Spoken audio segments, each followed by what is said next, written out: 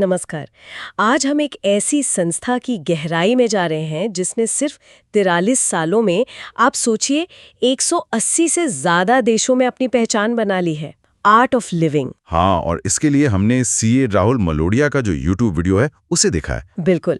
हमारा मकसद ये समझना है कि कैसे एक आध्यात्मिक गुरु श्री श्री रविशंकर जी, उन्होंने अकेले शुरू करके इतना बड़ा, मतलब एक ग्लोबल संगठन खड़ा किया। और वो भी ऐसा संगठन जो बड़ी बड़ी कॉर्पोरेट्स को टक्कर दे रहा है, जैसा कि स्रोत कहता है। हाँ, और कमाल की बात यह है कि ये ज्यादातर स्वयं सेवकों के दम पर चल रहा है। तो चलिए थोड़ा इसे खोल कर देखते हैं। बिल्कुल। और जैसा स्रोत में भी बताया गया है, ये सिर्फ योग या ध्यान तक ही सीमित नहीं है। अच्छा। हाँ, ये जीने की कला सिखाने वाला एक बहुआयामी संगठन है। इसका काम बहुत फैला हुआ है। तो शुरुआत में ही वो जो आंकड़े हैं वो चौंकाते हैं। 180 देश। हाँ, 10,000 से ज्यादा केंद्र और 50 करोड़ से ज्यादा लोग जुड़े हुए हैं। भारत में ही देखिए 15 से ज्यादा आश्रम हैं। ये किसी भी भारतीय कंपनी की वैश्विक पहुंच से मतलब काफी अलग पैमाने पर है। सही कहा। और इसमें जो सबसे दिलचस्प बात है, जैसा कि स्रोत भी जोर देता है, ये पूरा विस्तार मुख्य रूप से वॉलंटियर्स, मतलब स्वयंसेवकों के जरिए हुआ है। कोई बड़ी भारी भरकम कर्मचारियों की फौज नहीं। नहीं, बिल्कुल नहीं। ये इसे दुनिया के सबसे बड़े स्वयंसेवक आधारित संगठनों में से एक बनाता है। अपने आप में एक बहुत ही अलग मॉडल है ये। और इस सब के केंद्र में है संस्थापक श्री श्री रविशंकर जी, जिन्हें लोग गुरुजी भी कहते हैं। हाँ, 1956 में जन्म हुआ। बचपन से ही आध्यात्मिक रुझान था। और बैंगलोर यूनिवर्सिटी से उन्होंने विज्ञान और वैदिक साहित्य दोनों में डिग्री ली। फिर जैसा वीडियो में बताया गया है, 1982 में वो 10 दिन के मौन में गए थे। हाँ, मौन व्रत। और उसी दौरान उन्हें वो सुदर्शन क्रिया का अनुभव हुआ। ये सांस लेने की एक खास लयबद्ध तकनीक है। अच्छा, तो वहीं से ये क्रिया आई। जी हाँ, और इसी क्रिया को दुनिया तक पहुंचाने के इरादे से 1981 में आर्ट ऑफ लिविंग फाउंडेशन की स्थापना हुई। तो मतलब एक व्यक्ति, एक मिशन और सिर्फ एक कोर्स, हैप्पीनेस कोर्स। बिल्कुल ऐसे ही। तो फिर ये एक कोर्स से इतना फैला कैसे, इतना विशाल? स्रोत एक बड़ी इंटरेस्टिंग रणनीति बताता है। मोर प्रोडक्ट्स, मोर मार्केट्स, मोर चैनल्स। हाँ, सुनने में बिल्कुल किसी बड़ी कंपनी की विस्तार योजना जैसा लगता है ना। बिल्कुल। पर यहाँ मकसद जैसा बताया गया है वो सेवा का है। तो मोर प्रोडक्ट्स का मतलब हुआ कि सिर्फ हैप्पीनेस कोर्स नहीं रहा। अच्छा। युवाओं के लिए येस प्लस आया, फिर एडवांस्ड साधकों के लिए साइलेंस रिट्रीट, ग्रामीण युवाओं के लिए YLTP, बच्चों के लिए ART एक्सेल, कॉर्पोरेट्स के लिए भी कोर्स। ओ, तो काफी वैरायटी है। हाँ, करीब 57 अलग अलग तरह के कोर्स तैयार किए गए। और मोर मार्केट्स, ये तो साफ है कि सोच ग्लोबल थी शुरू से ही। हालांकि बिल्कुल, सिर्फ भारत तक सीमित नहीं रहना था। स्रोत बताता है कि पहला विदेशी कोर्स 1983 में स्विट्जरलैंड में हुआ। ओ, इतनी जल्दी? हाँ, और फिर 1986 में अमेरिका में, और आज तो 180 देशों में पहुंचे। और तीसरा था मोर चैनल्स। इसका क्या मतलब है? इसके लिए उन्होंने ट्रेन द टीचर प्रोग्राम शुरू किया। अच्छा, टीचर्स तैयार किए। हाँ, स्रोत के मुताबिक इसके जरिए 35,000 से ज्यादा शिक्षक तैयार हुए, और यही शिक्षक दुनिया भर के केंद्रों में कोर्स सिखाते हैं। तो ये एक तरह का, क्या कहें, पर्सनल फ्रेंचाइजी मॉडल जैसा हो गया। हाँ, वीडियो भी इसे कुछ ऐसा ही कहता है, जहां शिक्षक उस मिशन से जुड़कर काम करते हैं।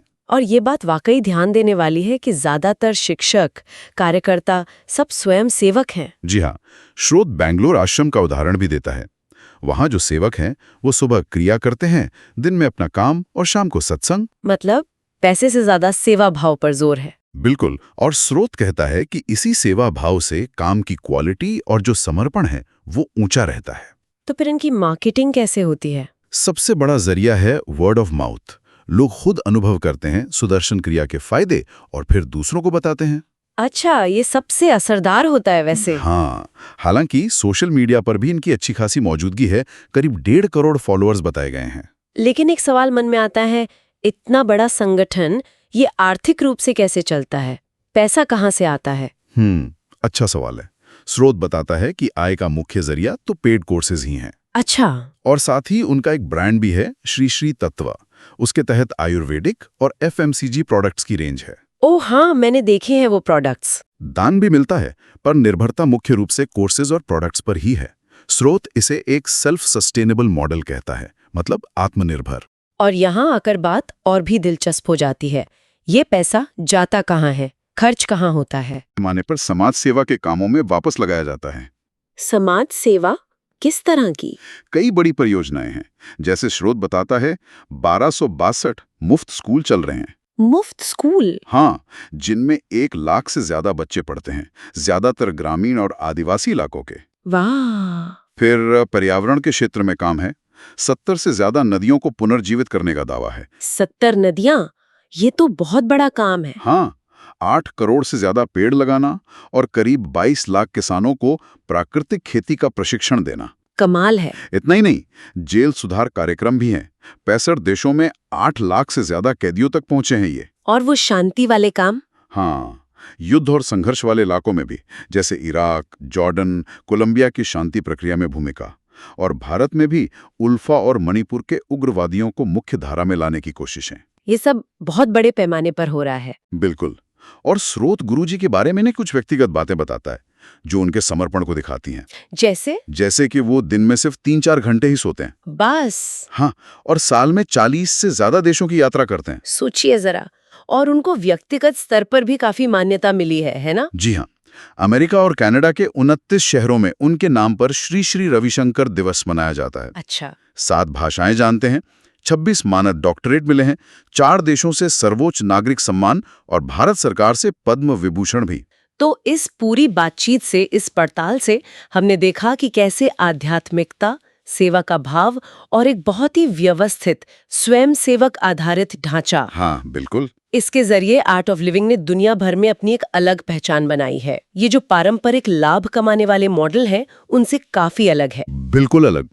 और यहाँ शायद एक विचार छोड़ा जा सकता है सोचने के लिए। हाँ। कि जब कोई संगठन, जैसा कि स्रोत में दिखाया गया है, लाभ कमाने की बजाय सेवा को या कहें प्रेम को अपना मुख्य तत्व बनाता है, तो क्या उसके विकास और उसके प्रभाव की जो सीमाएं हैं वो सच में असीमित हो सकती हैं? ये सोचने वाली बात है वाकई।